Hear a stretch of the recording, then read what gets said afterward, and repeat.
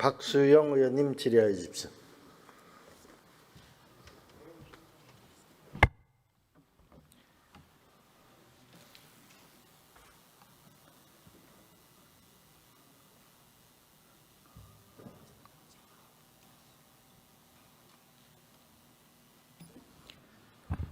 예, 부산 남구 출신 박수영 의원입니다. 오늘 결산 관련해서 우리 개별 사업에 대해서는 장관님들께 질의를 드리고 총리님께는 매크로한 질문을 좀 드리도록 하겠습니다. 우선 총리님께 질의 드리겠습니다. 총리님, 우리나라 나라 빚이 얼마나 되는 걸로 알고 계신가요? 지금 현재 국가 채무는 1,412조 정도 되는 걸로 알고 있습니다. 예, 오늘 아침에 우리 부총리가 그 결산 제안 설명서라는 걸 통해서 보고를 한 적이 있습니다. 제안 설명서 4페이지를 보시면 지금 그림에 나와 있는 것처럼 국가 채무가 1,305조라고 오늘 보고를 했습니다. 제가 말씀드린 건 올해 차. 예. 지금 우리가 결산을 하고 있으니까 네네. 작년 말 기준으로 그렇다고 보고를 했습니다. 예. 근데 문제는 그 다음 페이지 5페이지를 보면 우리 국가 채무 국가 부채가 2,772조라고 지금 또 그 다음 쪽에서 보고를 한 겁니다. 총리님, 도대체 이게 4쪽과 5쪽과의 차이는 4쪽에서 말한 1,300조의 2배를 넘는 차이가 나고 있습니다. 이런 차이는 도대체 어디서 나고 어느 게 진짜 우리 대한민국의 부채입니까? 나라 빚은 어느 것입니까? 지금 두 번째 관련된 부분들은 저기 있는 대로 국고채 다 합쳐가지고 전체적인 거 말씀드리는 것 같습니다. 두 번째 거. 딱 정확하지는 않습니다. 아마 총리님께서 예산 재정 전문가 아니시라서 그러신 것 같은데요. 이게 똑같은 보고서에서 서로 다른 두 개의 숫자, 2배나 차이 난 숫자가 보고된다는 사실, 이게 문제가 있다. 저는 이렇게 보고 있는 것입니다. 총리님 잘 모르실 것 같아요. 제가 설명을 드려야 될 것 같은데 네. 국제기구, IMF나 OECD에서 도대체 몇 가지 종류로 이 기준으로 국가부채를 분류하고 있는지를 한번 봐야 될 텐데요. 다음 슬라이드를 보시면은 IMF는 부채 종류 4가지, 부채 주체 5가지, 이걸 조합을 하면 한 20가지 정도의 그 국가 부채에 대한 개념이 나오게 됩니다. 그 중에서 국제 기준을 위해서는 일반 정부 부채라는 개념을 사용하고 있습니다. 근데 아까 그 총리가 답변한 4쪽과 5쪽에 있는 숫자는 이거 어느 거하고도 맞지 않는 걸 지금 보고를 하고 있는 것이거든요. 그래서 GL3와 D4로 구성되어 있는 일반 정부 부채, 이거를 기재부가 앞으로는 재경부가 발표를 해야 될 것이고, 총리님께서도 이제는 이 문제에 대해 좀 관심을 가져주시면 좋겠다 하는 말씀을 관심 드립니다. 갖고 상의 드리겠습니다. 예, 그 IMF의 기준이 너무 복잡하고 20가지 기준이기 때문에 현실적으로는 우리 학자들이 4가지 기준을 나눠서 사용하고 있습니다. D1, D2, D3, D4라고 하는 개념인데, 이 중에 D1은 단식부기, 현금주의입니다. 현금. 그리고 D2부터는 이제 발생주의로 구성이 되게 되고, 총리님께서도 한번 쭉 봐주시면 좋을 것 같은데요. D1이라고 하는 개념 4쪽에 발표한 것입니다. 이건 중앙정부 채무와 지방정부 채무, 요 2가지 합친 것이고, D2가 이게 이제 국제 기준입니다. 다른 나라 국제 비교할 땐 D2를 사용하고 있는 것입니다.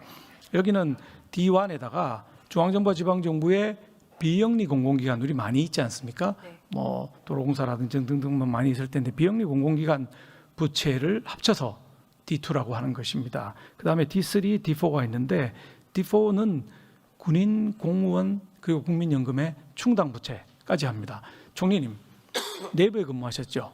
예, 그렇습니다. 민간 기업에서는 이렇게 현금주의로 계산합니까? 발생주의로 계산합니까? 현금주의는 참고로 말씀드리면 단식부기이고, 발생주의는 참고로 말씀드리면 복식부기에 해당합니다.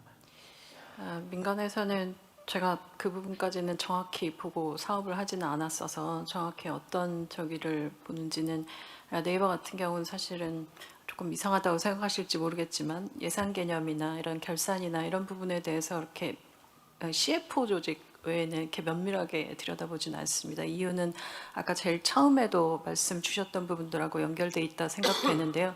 이 사업의 변화가 워낙 빠르기 때문에 앞으로 몇 년간 무슨 일이 벌어질지 몰라서 전체적인 예산 계획을 놓고 알겠습니다. 사업을 풀어갑니다. 이거 뭐 경영학과 나온 사람 정도면 다 아는데 총님이 영문과 나오셔서 그러신가?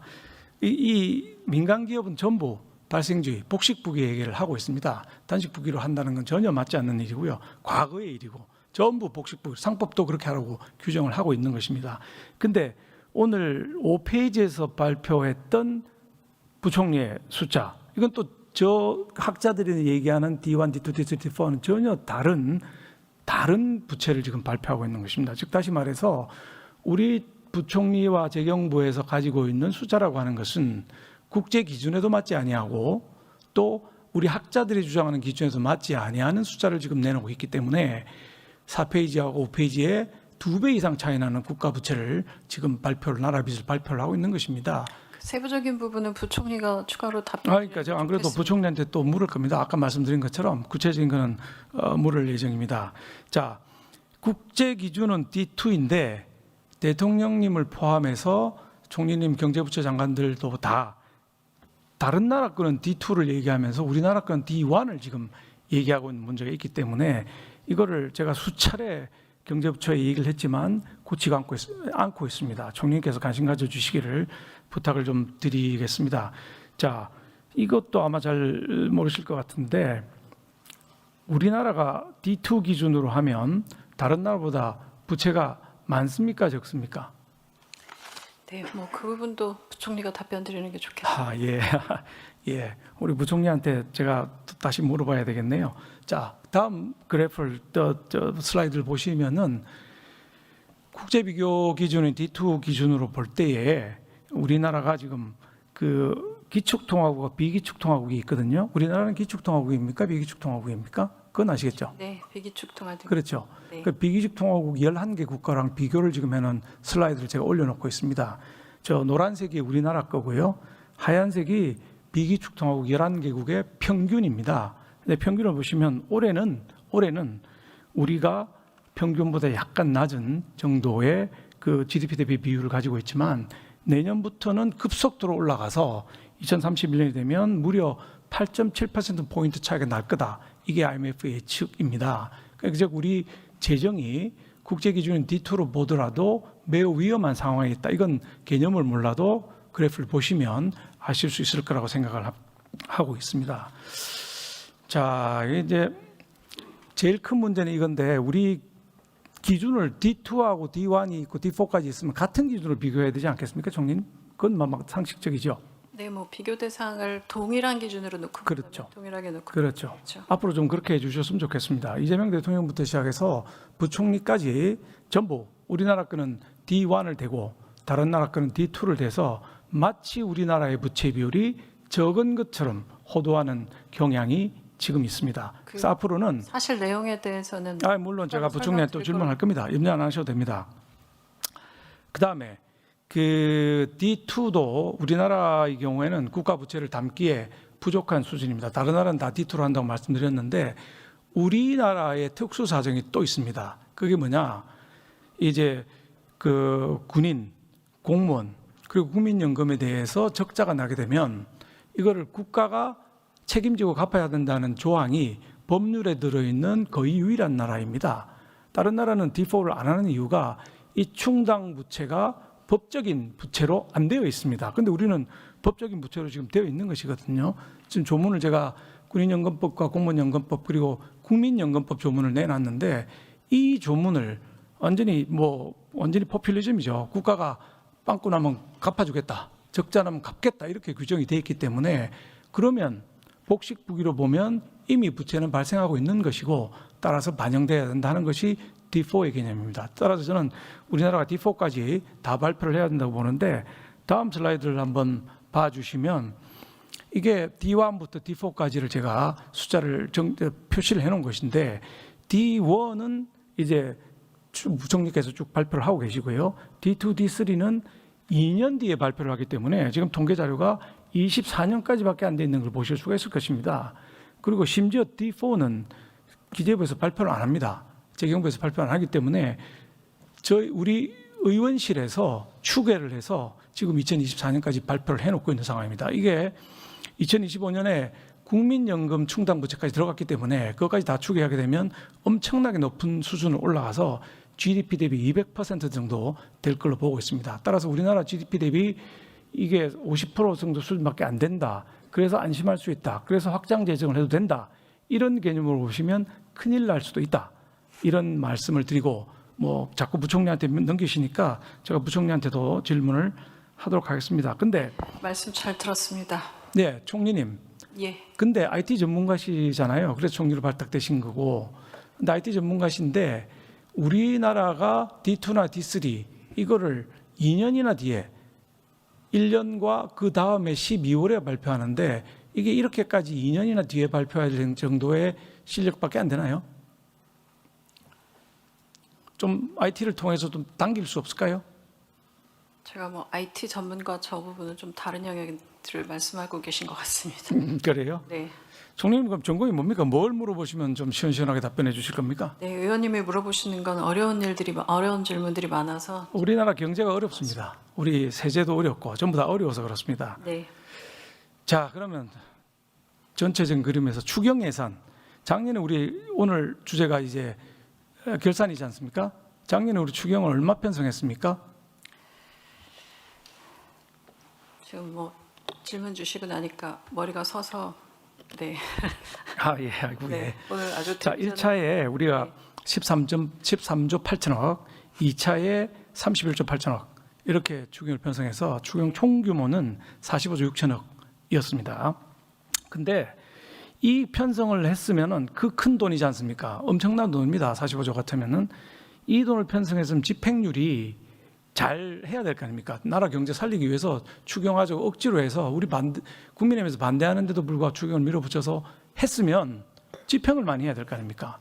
근데 저 그래프에서 보시는 것처럼 집행률이 제 1차 추경은 16%가 집행이 안 됐습니다. 2차 추경은 6% 정도가 집행이 안 돼서 평균적으로 두 번의 추경이 10.8%가 집행이 안 된 거예요. 아까운 돈을 편성을 했으면 빨리빨리 써야 될 거 아닙니까? 안 될 것 같으면 편성을 하지 말아야죠. 편성하기 위해서 우리가 국채도 발행하고 아까 말씀드린 나라 빚도 내고 이렇게 했는데 이걸 다 안 쓴다는 건 말이 안 되는 거죠.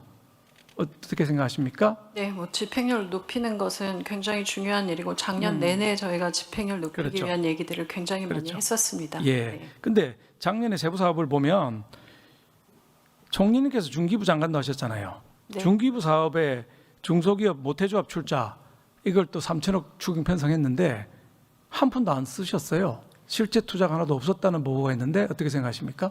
그 모태펀드 같은 경우는 의원님 펀드의 구성의 특성이 좀 있는 것 같습니다. 이게 투자라고 하는 것이 펀드에 출자를 해놓는 것과 그 다음에 그 뒤에 어느 기업들에 어떻게 넣는 것들의 그 시차 부분의 차이들이 좀 이 반영상에 있는 부분들이 있다고 생각합니다. 그러면 올해는 작년에 넣었던 3천억 모태펀드에서 충분히 출자될 것이다. 네, 그 연도별로 지금 운용사들이 있고 그 운용사들이 그 상황에 따라서 투자하는 그 투자 기간이 있지 않습니까? 네. 거기 맞춰서 계획에 따라 그 운용사들의 판단에 따라서 갈 거고 예. 관련된 부분들에 대해서는 좀 더 이거는 뭐 그 국감에서도 매번 지적 주셨던 부분들이라 집행이 잘 되도록 계속 독려해야 되는 네, 말씀만 하지 마시고 그 다른 정권하고 비교를 해본 표가 앞쪽에 있는데요. 그래프를 한번 봐주시면은 윤석열 정권 때는 추경의 미집행률이 6.8%였습니다. 근데 문재인 정권과 이재명 정권에서는 보시다시피 다 10%를 넘는 정도의 미집행률을 보이고 있습니다. 앞으로 총리님 말씀 주셨으니까 약속 주셨으니까 집행률 높이는데 네. 조금 더 신경을 그렇게 써주시기를 하겠습니다. 당부를 드리겠습니다. 예. 그 다음에 이거는 이제 장관님들께 물어야 될 것 같네요. 작년에 초유의 국방 예산 미지급 사태가 있지 않았습니까? 미지급 사태가 그죠, 부총리님? 네네. 예, 부총리님 이거 왜 연말에 지급을 못하고 이거를 시켜서 연초에 했습니까? 이거 사실 기업 민간기업 우리 총리님 민간기업 출신 민간기업 같으면 연말에 줘야 될 돈이 없어서 못 주고 연초에 준다. 이거는 은행권에서 사실 부도를 막아주지 않는 이상은 부도나 마찬가지 상황이거든요. 1조 3천억입니다. 작은 돈이 아닙니다. 어떻게 해서 이런 사태가 발생했습니까?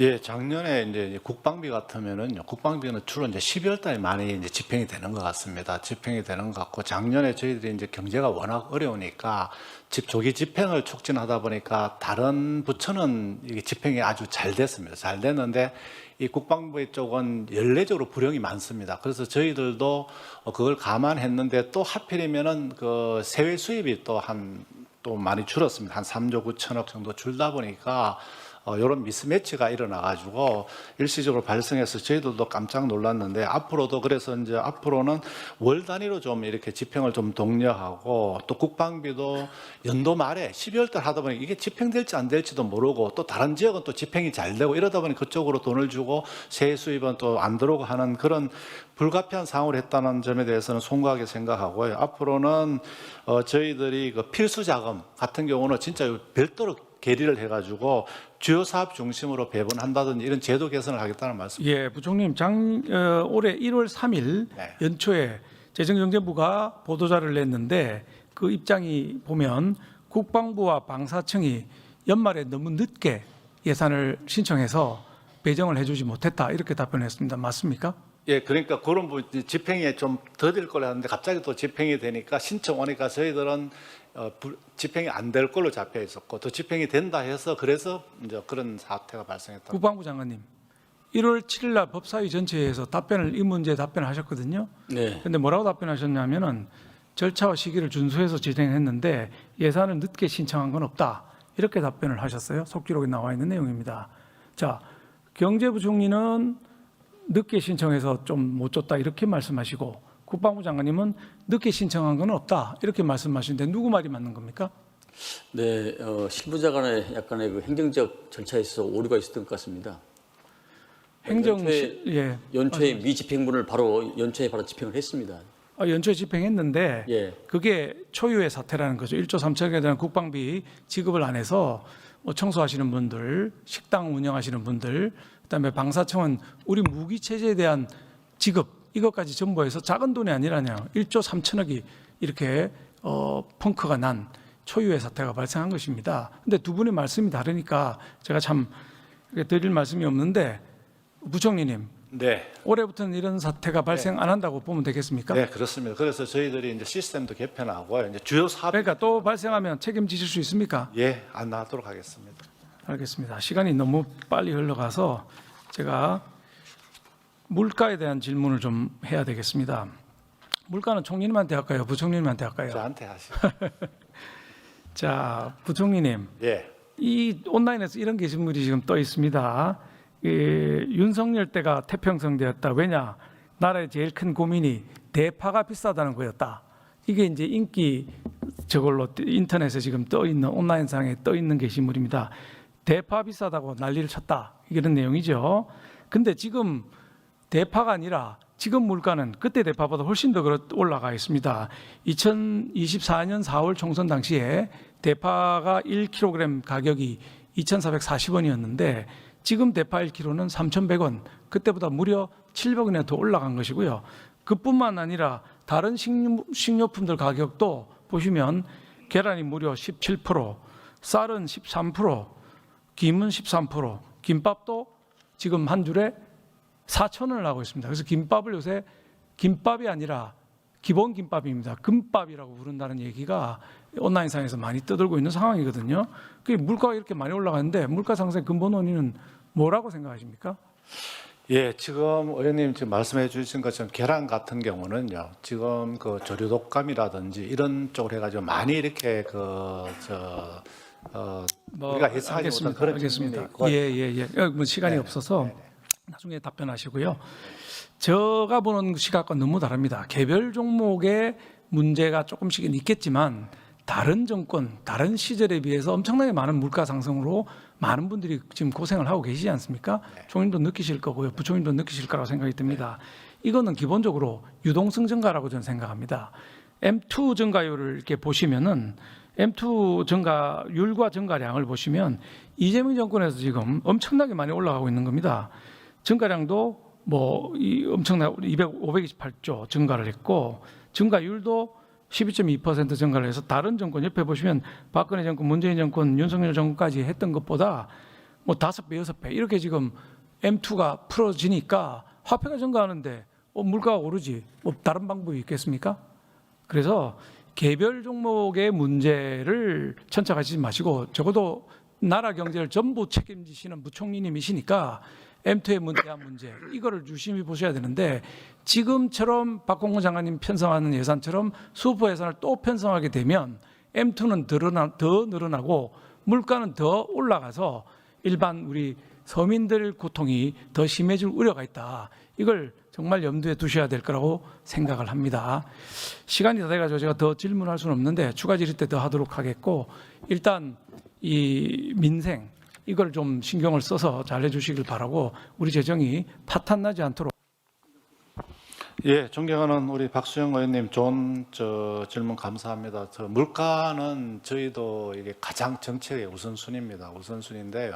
저희들이 변명을 하고자 하는 것은 결코 아닙니다. 그런데 개별 품목별로 저희들은 이 물가 상승 요인이 좀 있습니다. 어떤 부분은 작황이 안 좋고 어떤 부분은 또 조류라는 특별한 또 사항이 발생하고 이런 부분과 함께 지금 말씀 주신 그 전체적 총통화를 통한 부분에 대해서 말씀을 주셨는데 저희들 통계로 보면은 2005년에서 2025년까지는 장기 평균 한 7.5%인데 저희들은 이걸 좀 최대한 좀 줄여보려고 하는데 또 대외적인 요인도 있습니다. 여러 가지로 또 해외가 국내에 투자가 온다든지 또 그런 부분도 있으면서 이런 부분까지 전부 그걸 뭐 스테릴라이제이션 그러는데 이거 좀 태화를 시켜가지고 의원님 주시는 그런 문제를 최소화하기 위해서 저희들이 총통화도 잘 관리하고 개별 품목별로 이슈에 대해서도 그 품목별로 좀 이렇게 문제 해결을 해서 물가 안정에 좀 최대한 노력하도록 하겠다는 말씀을 드리겠습니다. 물가 부채 관련해서 좀 말씀드려도 되겠습니까? 네, 우리 총리님께서 저희한테 답변을 하라고 했기 때문에 수관 부처 장관으로서 잠깐 설명드리겠습니다. 뭐 D1이 옳고 D2가 틀리다 그런 건 아닌 건 잘 아실 겁니다. 국제적으로 다 쓰고 있는 개념들이고 D1이나 D2나 다 국제 기준에 맞춰서 저희가 하고 있는 건데요.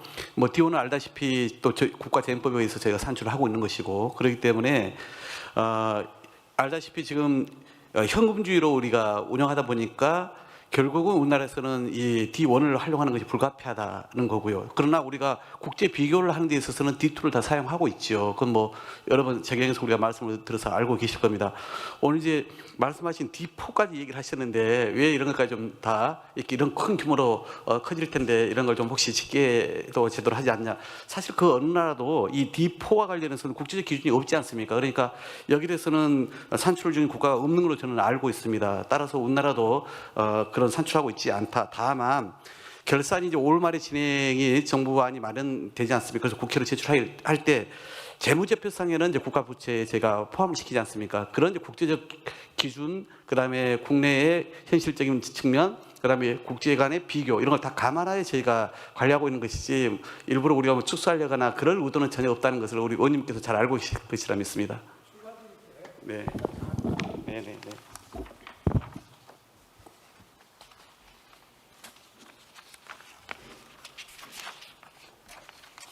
네, 박수영 의원님 수고하셨습니다.